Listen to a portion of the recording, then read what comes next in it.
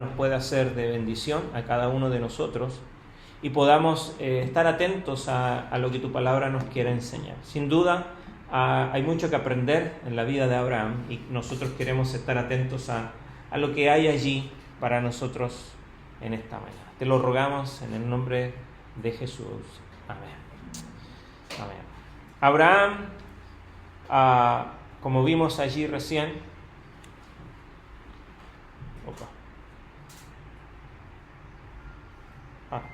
desde el final. Ahora sí. Bien. La segunda parte de Génesis, que va desde el capítulo 12 al 50, al menos nos aborda tres grandes relatos, ¿no? Tres grandes relatos que el primero de ellos es el que vamos a ver hoy día. Hay muchas cosas de la vida de Abraham que nos van a quedar pendientes, pero queremos tomar algunas de las cosas de su vida y aprender y prestar atención a lo que el Señor nos quiere decir. Pero los tres grandes relatos que tenemos en el Génesis son la vida de Abraham, la historia de Jacob y Esaú. Pareciera que falta uno en el medio allí. ¿Cuál es el que va entre Abraham y Jacob y Esaú? Isaac, ¿no? Isaac ahí en el medio, ¿no? Ismael incluso, ¿no? Pero los relatos, si lo vamos a ver, lo que habla de Isaac es bastante breve, incluso dentro de la historia de Abraham, ¿no? Del propio Abraham vemos un poco de la vida de Isaac, ¿no? Pero la parte importante es Jacob y Esaú, que son los hijos precisamente de Isaac, ¿no? Y por último, de los hijos de Jacob, José, ¿no? Que es la historia que hace el desenlace en el libro del Génesis, ¿no? Y José no es el primogénito, José no es de donde viene incluso nuestro Salvador, el Mesías, ¿no? ¿De qué tribu viene Jesús? De la tribu de Judá, ¿no? Que tampoco era el primogénito de Jacob, ¿no? Pero eso lo vamos a ver cuando lleguemos a allí.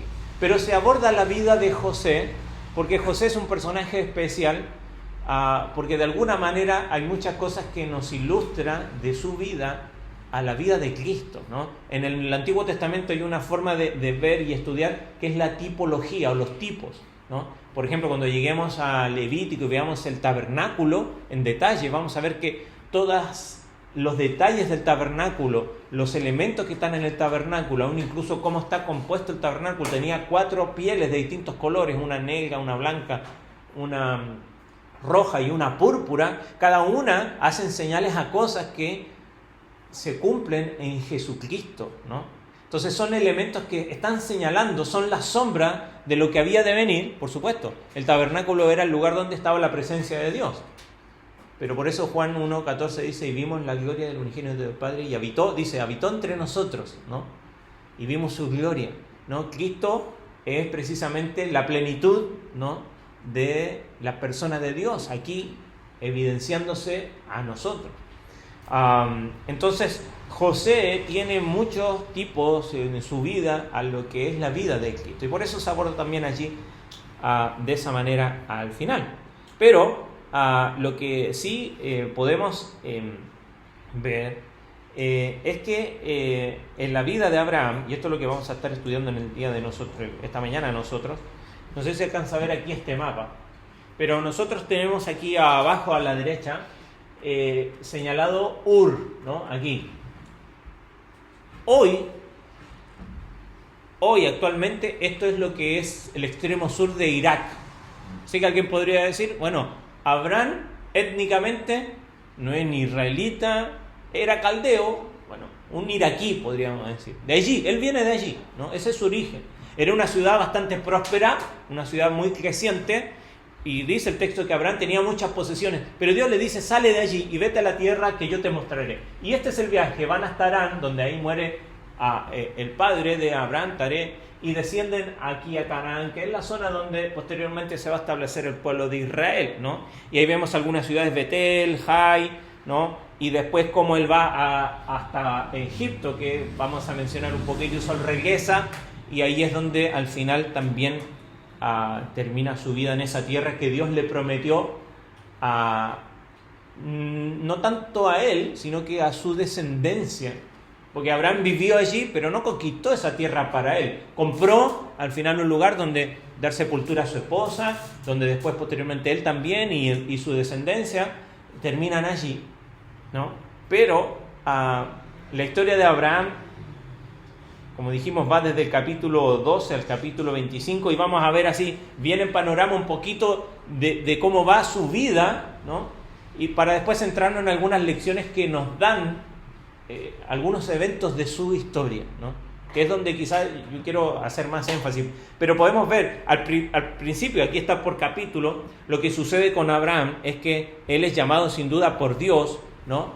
Como lo vimos y lo leímos recién, a salir de su tierra, y como nos dice el Nuevo Testamento, que Abraham salió sin saber a dónde iba, ¿no? Dice, pues por la fe Abraham salió sin saber a dónde iba. Por eso es que Abraham se le conoce como el padre precisamente padre de la fe, ¿no?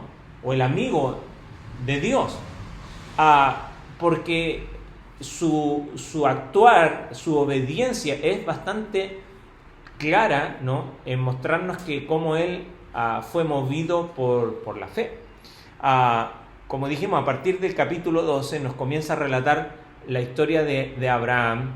Y estas historias, es interesante, no lo mencioné recién, pero al menos estos tres relatos están siempre acompañados de eventos, podríamos decir, milagrosos o de revelación. A Abraham se le dice que abandone su hogar, ¿no? Y dice, yo vivo acá, tengo todo acá, ¿por qué me tengo que ir? ¿No? Sin duda es un acto de Dios milagroso donde Abraham también responde a ese evento. Después más adelante vemos que Rebeca se le dice y se le anuncia que en su vientre llevaba dos grandes naciones. Y así es como sucede precisamente, ¿no? Con Jacob y Esaú. A José, ¿se acuerda qué pasa con José? José tiene sueños, ¿no? Y dice que ve a sus hermanos que se inclinaban delante de él. ¿Se acuerda qué pasó después? Fíjate que vos sos el más chico. ¿Ah? ¿Cómo nos vamos a inclinar? Vos que tenés que inclinarte a nosotros, al menos al primogénito, ¿no? Y ahí comienza a tener envidia, era el protegido de su padre también, y así es como posteriormente hacen para darle muerte. Pero vemos que en la vida de Abraham, su llamado es un gran salto para la historia, no solamente del pueblo que se va a formar posteriormente, sino que incluso para la humanidad, porque vemos acá que el primer hombre, Adán, falló. Luego vemos que los que sobreviven al diluvio, ¿no? Con Noé también. Vemos que con Babel también Dios manda juicio. Pero ahora con Abraham se le promete algo, la última parte de la bendición. En ti serán benditas todas las naciones de la tierra. Entonces vemos aquí que las primeras palabras de Dios a Abraham consta de estas cuatro cosas, ¿no? Una tierra, su promesa, una descendencia numerosa, una gran nación, bendición, es decir, protección, ¿no? Prosperidad para él, y por último, una bendición a todas las naciones. Entonces, todos estos eventos que nos muestran se relacionan con que Abraham es llamado, él obedece, pero lo interesante es que enseguida que él obedece en su vida, va a Egipto, ve allí a Faraón, o el rey de Egipto, y resulta que, miren, vamos a leerlo, dice verso 10, pero hubo hambre en el país y Abraham descendió a Egipto. ¿Cuál es la imagen de Egipto siempre en la Biblia? ¿A qué ilustra Egipto en la Biblia? Al pecado, ¿no? A la esclavitud del pecado. Y siempre que se desciende a Egipto, porque literalmente tenían que descender desde la montaña de Egipto, pero también es un descenso espiritual, ¿no? El único que podríamos hacer la excepción es Jesucristo siendo niño, cuando sus padres, también por problemas, huyen a Egipto por un tiempo y luego vuelven. Pero siempre esto trae problemas. Todos los que van a Egipto, cuando vuelven, lo que traen consigo causa problemas. Mire, dice que va allí para pasar un tiempo, porque el hambre era severa en aquella tierra. Cuando se estaba acercando a Egipto, Abraham dijo a Sarai, su mujer: mira, sé que eres mujer de hermoso parecer. Sara diría: muchas gracias, Abraham, ¿no? Pero sucede que él esto lo decía porque tenía miedo. Porque dice: sucederá que cuando vean los egipcios dirán, esta es su mujer y me van a matar, pero a ti te van a dejar vivir. Fíjese, Abraham dice, tú eres hermosa y yo daría mi vida por ti. No, tú eres hermosa y me van a matar a mí, y eso me da mucho miedo. Entonces vamos a decir que no eres mi esposa, que eres mi hermana. ¿Te parece? Era una media verdad porque eran medios primos, ¿no? Ya lo vimos antes, ¿no? Entonces podríamos decir, sí, no estaba muy errado. Pero, entonces di por favor que eres mi hermana para que me vaya bien por causa tuya, para que yo viva gracias a ti. Y cuando Abraham entró en Egipto, los egipcios vieron que era mujer hermosa, sí, no se equivocaban, la vieron los oficiales de Faraón, la alabaron delante de él, entonces la mujer fue llevada a la casa de Faraón y trató bien a Abraham por causa de ella. Claro, si era la hermana, ¿no? Si era la hermana, me voy a congraciar. Yo también. Mi cuñado era mi mejor amigo, así que también me congracié con él, ¿no? Entonces, le dio ovejas, vacas, asnos, siervos, siervas. Fíjese, siervas. ¿Quién está allí? Agar. Luego va a aparecer Agar en la historia, ¿no? Asnos y camellos. Pero el Señor hirió a Faraón y a su casa grandes plagas por causa de Sarai, mujer de Abraham. Entonces Faraón llamó a Abraham y le dijo, ¿qué es esto? ¿Qué has hecho? ¿Por qué no me avisaste que era tu mujer? ¿Por qué me dijiste mi hermana? De manera que la tome por mujer. O sea, yo estuve a punto de tomarla por mujer. Y Dios tuvo que actuar. Fíjese, esto es... Yo no quiero gastar mucho tiempo aquí porque hay otras lecciones para ver. Pero es interesante porque este relato que están escuchando los que están por entrar a la tierra prometida, por supuesto que Abraham era el patriarca allí, ¿no?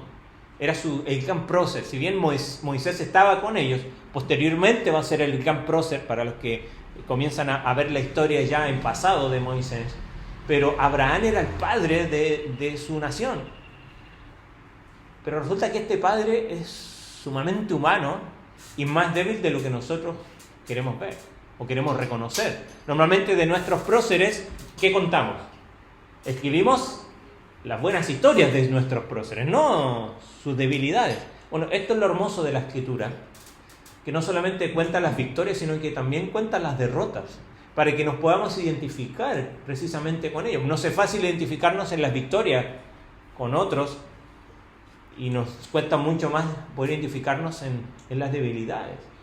Y resulta que Abraham mintió, luego esto lo va a volver a hacer con Abimelech más adelante en el capítulo 20, y hace lo mismo, ¿no? Aunque ahí el desenlace es diferente, incluso da una bendición a Abimelech, pero vemos que Abraham era un hombre tal como tú y yo, por lo tanto nos podemos identificar con él en su propia historia. Y si él pudo hacer lo que hizo, entonces tú también puedes hacer lo que él hizo, no porque hay algo especial en él, sino porque lo que hizo la diferencia en su vida, como nos dice Hebreos 12, dice, pues por la fe Abraham salió sin saber a dónde iba. Y esa misma fe en el mismo Dios de Abraham es la que puede hacer grandes cosas en tu vida. Es Dios. Incluso acá en esta historia vemos que Dios hace algo, ¿verdad? Abraham está mintiendo, Abraham se está por miedo salvando su pellejo, y Dios interviene para salvarlo. ¿Cómo se llama eso? Que Dios no nos da lo que merecemos, incluso nos da lo que no merecemos. Gracia y misericordia. Y por eso podemos ver en la vida de Abraham, ¿no?, cómo él, a pesar de sus fallas, y que lo vamos a ver ya más adelante, las lecciones positivas y también las negativas de Abraham para aprender. Pero esto es lo que es, me quise detener aquí un poco más que en las siguientes, porque enseguida de que Dios lo llama, él sale y llega allí y Dios le da reafirma su promesa con él, esta va a ser la tierra para tu descendencia. Es como, comienza así con un gran sonido detrás de una orquesta de victoria, pero enseguida suena la trompeta al final, ¿no? Enseguida mintiendo, engañando, y esto lo menciono porque esto va a traer tragedia más adelante, no enseguida. Si ven, en el momento sí va a ser una tragedia, que Faraón iba a estar con su esposa.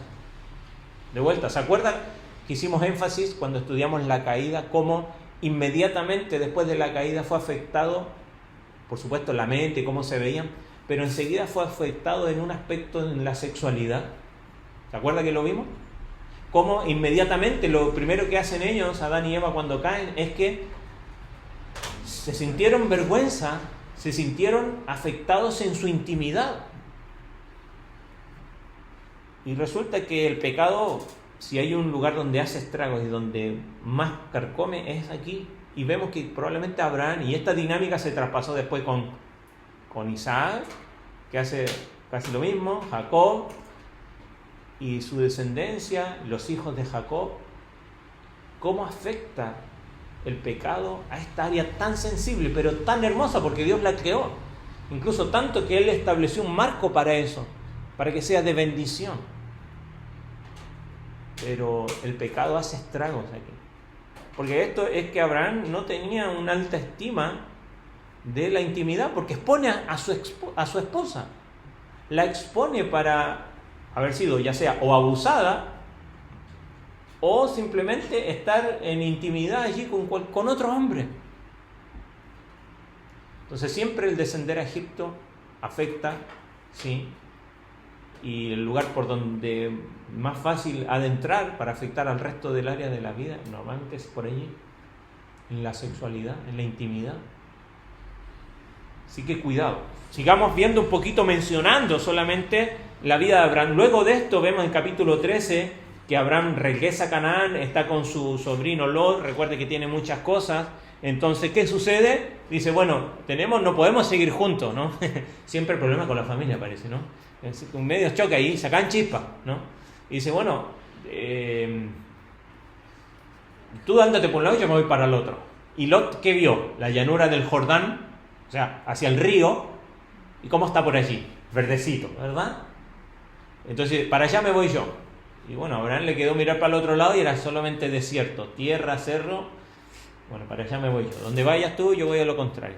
Ahora sabemos que Lot al final se va para la llanura del Jordán, pero cada vez se va acercando más a ¿qué ciudades? A Sodoma. Cada vez más cerca, hasta que termina estando en la puerta de la ciudad. O sea, siendo una autoridad allí. Qué triste, ¿no? Cuando siempre llama lo material, se termina como Lot, ¿no? Pero Abraham se separa de Lot.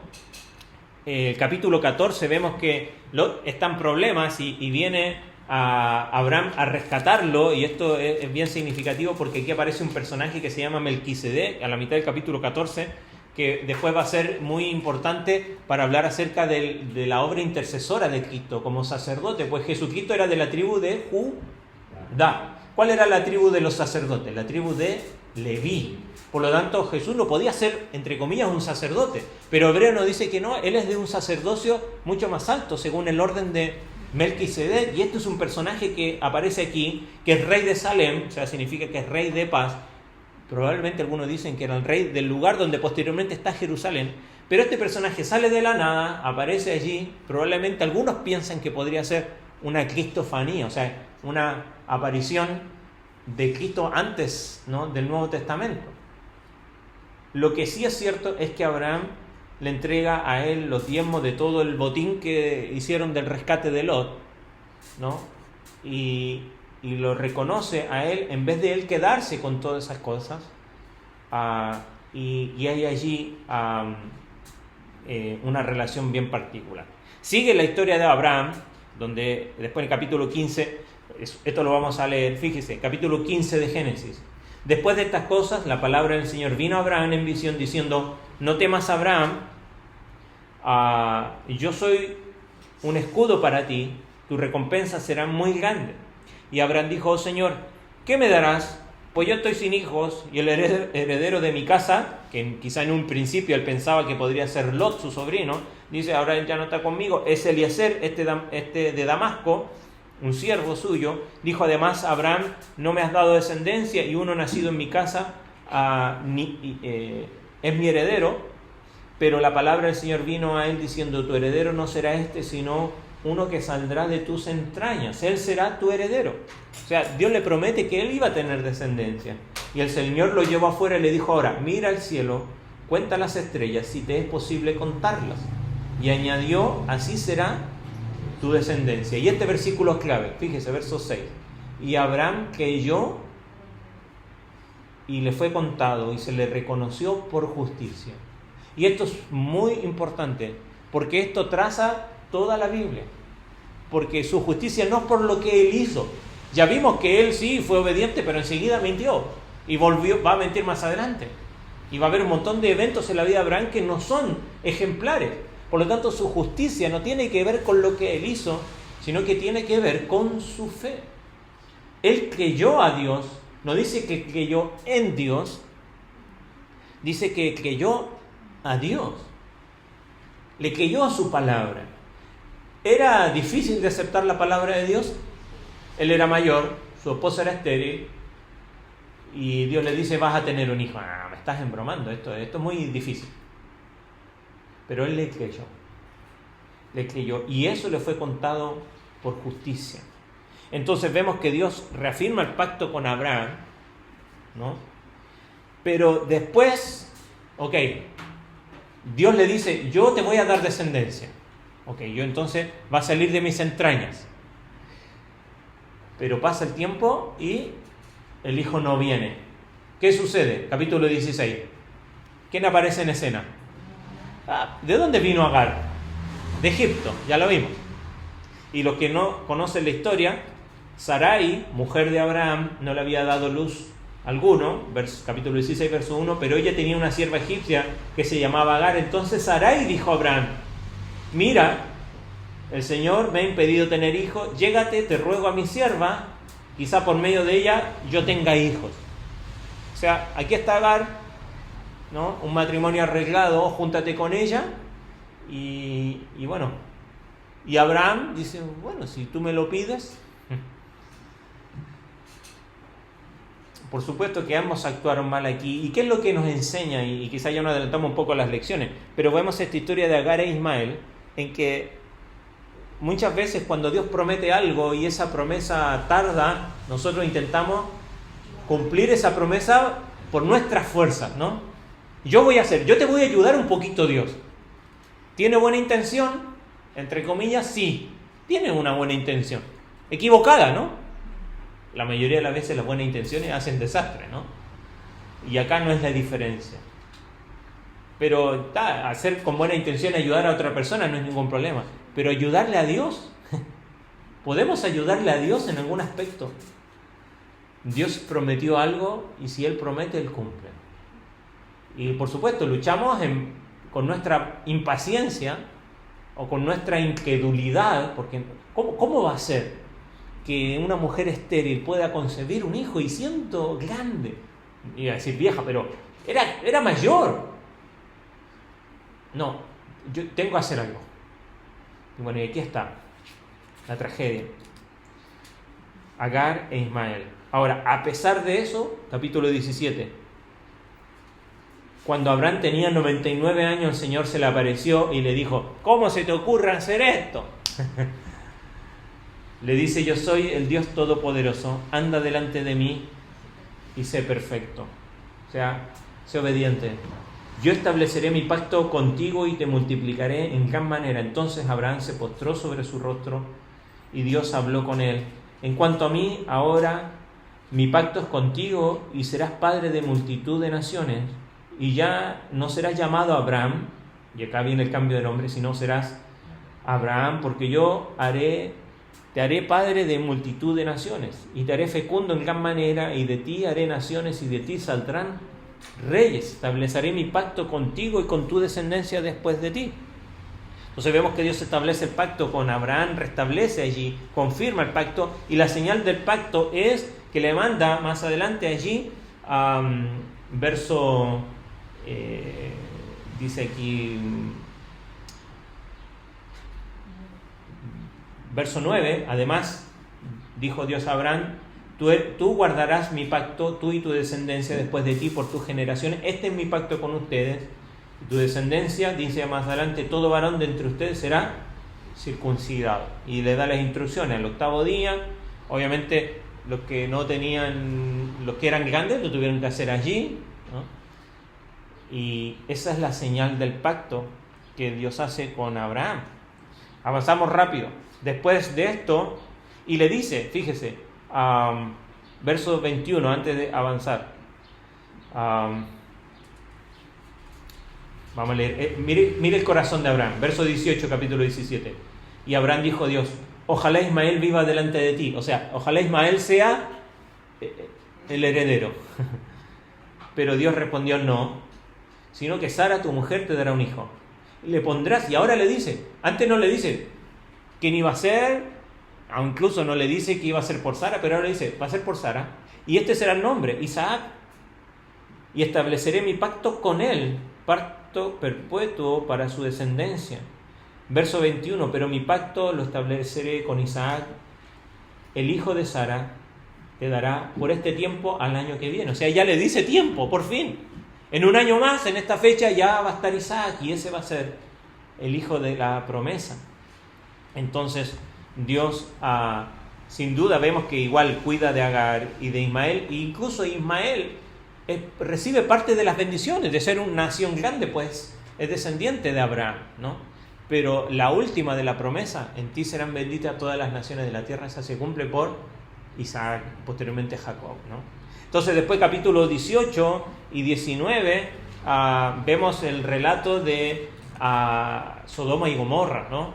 Y lo interesante de aquí es la obra intercesora de Abraham. ¿Se acuerda qué es lo que pasa? Va hasta allí y Dios dice, Abraham intercede, dice, si hay tantos justos, no me acuerdo si eran 30, que no destruyas. Y el Señor dice, no llegamos a hablar al número, no llegamos. Bueno, empieza y después dice, ¿y si hay 5? Si hay 5 justos acá en la ciudad, ¿no? Porque dice que la maldad, muy similar al tiempo de los días de Noé. Ahora la destrucción fue por azufre, ¿no? Y por fuego del cielo. Pero lo interesante más allá de esta historia es la intercesión de Abraham y cómo es rescatado Lot, ¿no? Por la intercesión de Abraham. Y eso nos muestra y nos da a nosotros enseñanza de la importancia de la oración y la intercesión por otros delante de Dios, ¿no? La historia sigue, capítulo 20, como Abimelech, la segunda mentira en cuanto a Sara, ¿no? Vuelve a hacer lo mismo. Después, capítulo 21, nace Isaac, el hijo de la promesa. Pero llegamos al capítulo 22 y tenemos esta prueba de fe de Abraham. ¿Se acuerda? Abraham toma leña, toma fuego, sube al monte, que posteriormente va a ser el monte donde lo compra después David y donde se establece el templo en Jerusalén, Monte Moriah, y le dice, ve allí y sacrifica a tu hijo. ¿Se acuerda que habíamos dicho en capítulo 15? Y Abraham creyó y le fue contado por justicia. ¿Cómo se evidencia la fe? ¿Por lo que yo digo? Por eso Santiago toma esto y dice, Gálatas, Pablo dice que sí, la justicia es por la fe. Pero Santiago dice que cuando a Abraham se le fue contado justicia por lo que él hizo.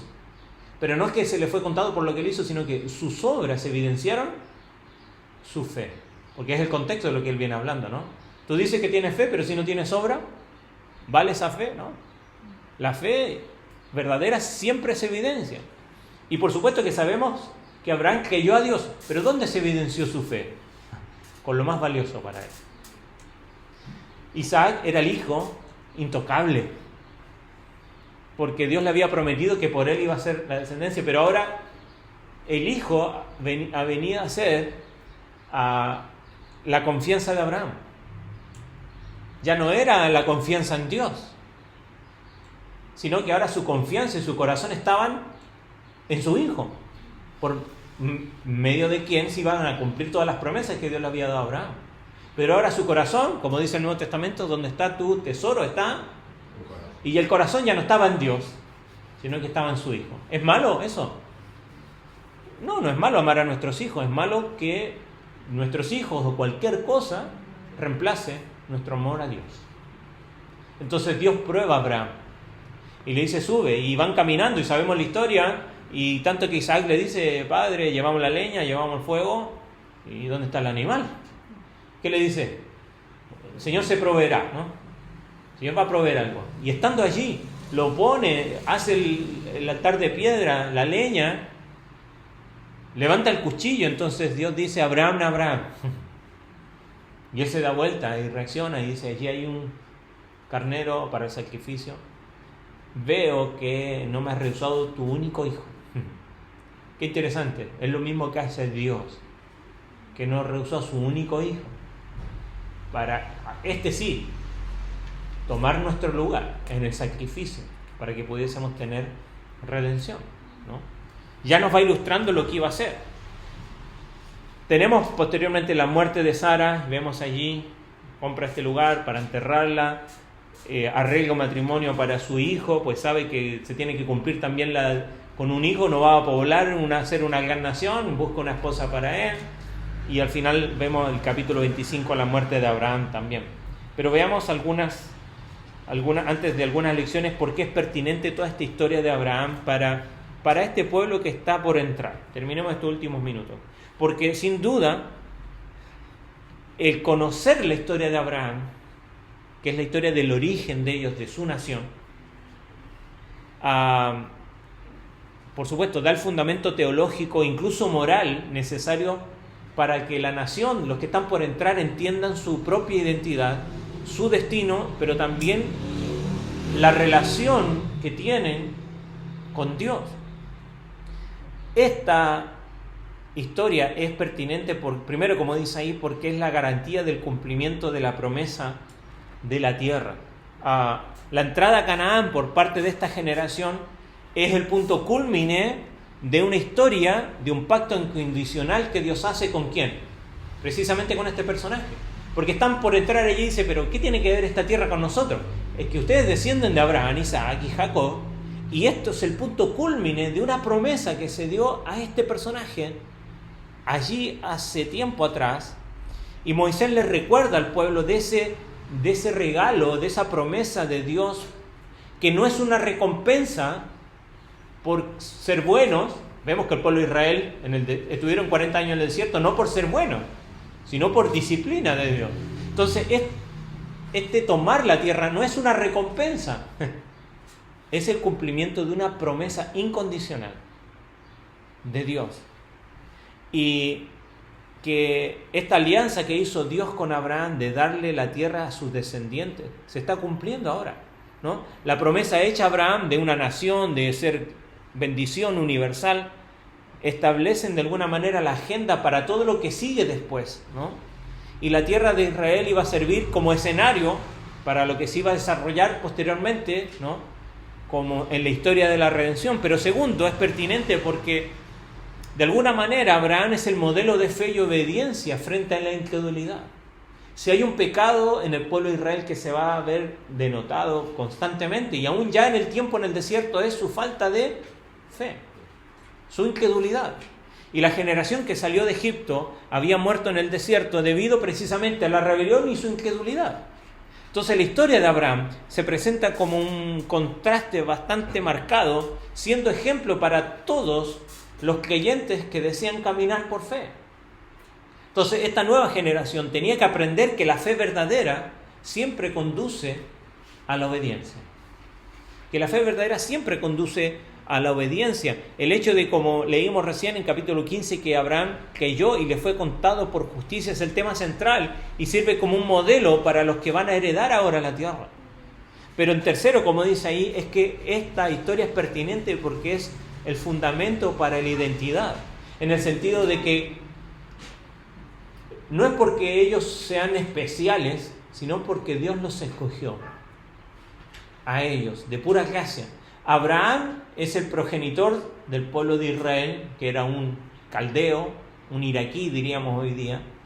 Y contar esta historia, Moisés explica que la nación de Israel no se fundó por el esfuerzo humano, como era Babel, sino por la gracia de Dios y por el llamado de Dios a Abraham, ¿no? Que fue el agente de bendición para todas las familias de la tierra posteriormente. Pero por último, como dice allí, ¿por qué es pertinente? Porque esta enseñanza, esta historia demuestra la fidelidad de Dios. Muestra que Dios es fiel en cumplir sus promesas, a pesar de los obstáculos, ¿como cuáles? La esterilidad de Sara, como las fallas humanas, las mentiras de Abraham. La posesión de esta tierra por parte de Israel es el cumplimiento de una promesa que se remonta a un pacto incondicional, eterno que Dios hace con Abraham. Entonces aquí están las lecciones para terminar a nosotros en el día de hoy. Lecciones buenas y malas de la vida de Abraham. ¿Cuáles son las lecciones positivas que nos sirven de ejemplo de virtud y de fe? Bueno, primero es que la obediencia y fe siempre están por encima de la razón. Abraham obedeció el llamado de Dios a dejar su tierra, como dice Hebreos, sin saber a dónde iba, lo que es un ejemplo de verdadera fe. La fe de Abraham sin duda fue racional, porque se basó en una sólida evidencia milagrosa de Dios, ¿no? Y de la fidelidad de Dios, que él la experimentó en su vida, pero él no se sentó a razonar y decir, a ver si estos me dan los números, porque no daban por ninguna parte. No está exenta de razón la fe, pero siempre la fe está por encima de la razón. Pero segundo, es que nos muestra claramente que la justificación es por la fe. A pesar de ser humanamente irrealizable, en el hecho de que era bastante mayor, de que su esposa era estéril, esta fe le fue contada por justicia. Y sigue siendo igual, hermano. Si bien a Dios le importa tu obediencia, no nos sirve. ¿Se acuerda que dice Isaías que nuestras obras justas son como qué? Como trapo inmundo. No tienen valor. No tienen valor para justificarnos delante de Dios. Tienen un valor intrínseco aquí. Y probablemente quizás pueda ser un depósito para la eternidad, si lo hacemos con una verdadera motivación, ¿verdad? Correcta. Pero el acercarnos a Dios, el que Él nos vea justos, es sola y únicamente por la fe. En este caso, para nosotros, fe en Jesucristo. Esta idea que se vuelve a repetir más adelante en Habacuc, y se vuelve a repetir en Romanos, y se vuelve a repetir en Santiago, es que el justo por la fe vivirá. Y sigue siendo igual. Pero también nos muestra la obediencia total. Leíamos recién ahí en Génesis 12, o mencionábamos, que la mayor prueba de Abraham, ¿no? La mayor prueba que pasó fue de tener una obediencia real y total. Su fe en el poder de Dios, aún para creer que Él le podría resucitar de entre los muertos. Porque la promesa dependía ¿de quién? ¿De Abraham? De Dios. Él le dijo, tu hijo Isaac, y le dijo por nombre, es el que va a dar descendencia. Y si Él le manda a matarlo, bueno, Él tendrá el poder para resucitarlo y hacer algo. Entonces nos muestra que la obediencia que Dios demanda, así como de Abraham, para ti y para mí, también es total. No es poniendo condiciones o intentar negociar con Dios. Siempre eso trae tragedia. Pero también aprendemos de las buenas cosas de Abraham, su intercesión. En la historia tanto de Abimelech, que no la mencionamos, pero sí con Sodoma y Gomorra, donde Abraham intercede.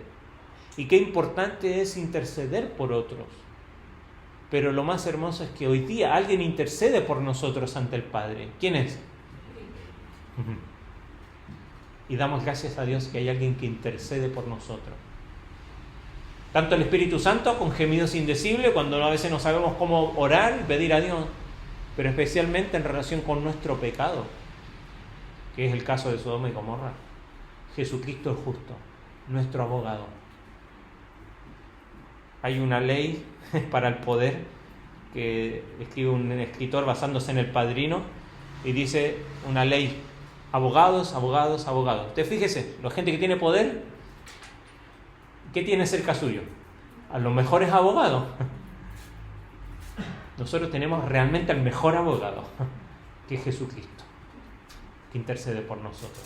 Y eso nos da paz, nos da esperanza y nos da ánimo para continuar a pesar de nuestras propias faltas.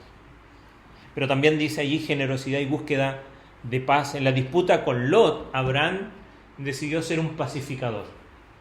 Él podría haber dicho: mira, Abraham, Lot, Dios me llama a mí, yo soy el patriarca aquí, así que lo que quede te queda para vos, ¿te parece? Y Lot tendría que aceptar nomás, pero él dice: elige tú, toma tú. Y yo voy a ir donde tú vayas, yo voy 180 grados. al contrario, y priorizando más que las riquezas, la paz. Y luego fue recompensado con la promesa de que recorrería toda la tierra y que esa tierra iba a ser la descendencia para su pueblo. Y por último, una adoración constante. Si hay algo que identifica a Abraham es que donde él se detenía, construía un altar y adoraba a Dios. Tiendas y altar. Me gusta eso. Tiendas porque no construye un castillo, no construye una casa de roca, construye una tienda porque sabía que era peregrino. Livianito de equipaje Abraham, aunque tenía muchas posesiones, incluso algunas de ellas, ¿no?, siervos o siervas que le fueron entregados en Egipto, trajo problemas. Pero a pesar de eso, el patrón de adoración de Abraham es un ejemplo para nosotros. Pero también hay ejemplos negativos. Con esto terminamos. Porque hay lecciones negativas, hay fallos y consecuencias. Y una de ellas es la mentira y la falta de fe. Porque en 2 ocasiones, por miedo, Abraham mintió, o como dijimos hace un momento, dijo una media verdad, ¿no? Sara es mi hermana, sí, media prima allí. Pero tanto en Egipto, en capítulo 12, como en Gerar, en capítulo 20, con Abimelech, y este error motivado por el miedo, por el temor al hombre, y no motivado por la fe en Dios. O sea, era miedo y además era falta de fe. Porque él no creyó que ese mismo Dios que lo sacó y lo llevó hasta allí, lo podía proteger, ¿no? Porque tuvo miedo. Y la mentira normalmente va acompañada de la falta de fe, de la falta de confianza en Dios. Y puso en peligro el cumplimiento en algún aspecto del plan de redención. Sin duda, no dependía de Abraham, ¿no? Si hubiese dependido de Abraham, a la primera, después de ser llamado y llegar a Canaán, tenemos que elegir a alguien nuevo, ¿no? Pero esto es lo hermoso de Dios, que Él continúa con su plan. ¿Qué otra lección sacamos de acá? Su impaciencia y las obras de la carne. Génesis 16, cuando la promesa de un heredero tardaba, Abraham y Sara intentaron forzar el cumplimiento a través del plan de tener un hijo con Agar, ¿no? Y esta falta de confianza e impaciencia trajo, ¿qué problema? Después que había entre Sara y Agar, envidias, roces, división en el hogar, tanto que Agar y Ismael tienen que irse. Después la descendencia de Ismael iba a ser problema para Israel. ¿Cuántas veces nos hemos impacientado en intentar hacer nosotros la obra que Dios debe hacer?